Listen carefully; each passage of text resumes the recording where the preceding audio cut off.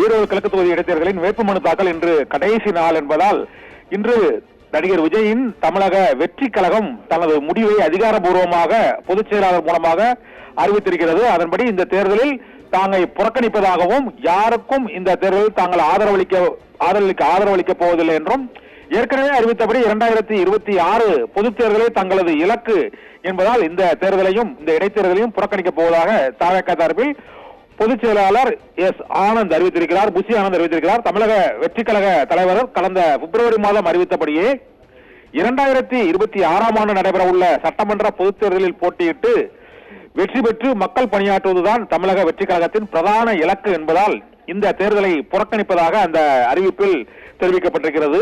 மேலும் தமிழகத்தில் ஆளும் அரசுகள் ஜனநாயக மரபுகளை பின்பற்றாமல் தங்களின் அதிகார பலத்துடன் பொதுத் தேர்தல்களை காட்டிலும் ஜனநாயகத்திற்கு எதிராக பல மடங்கு அரசியல் அவலங்களை இடைத்தேர்தலில் அரங்கேற்றுவதால் தாங்கள் அந்த ஈரோடு கிழக்கு தொகுதி இடைத்தேர்தலை புறக்கணிப்பதாகவும் தமிழக வெற்றி கழகத்தின் பொதுச் செயலாளர் புஷி ஆனந்த் வெளியிட்டுள்ள அந்த அறிக்கையில் தெரிவிக்கப்பட்டிருக்கிறது.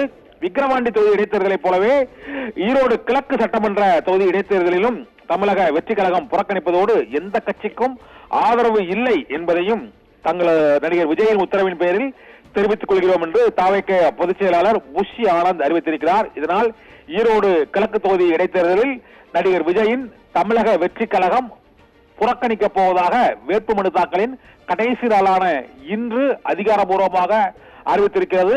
2026 பொதுத் தேர்தலில் போட்டியிட்டு மக்கள் பணியாற்ற இருப்பதாகவும் அந்த அறிக்கையில் திட்டவட்டமாக அறிவிக்கப்பட்டுள்ளது. பானு.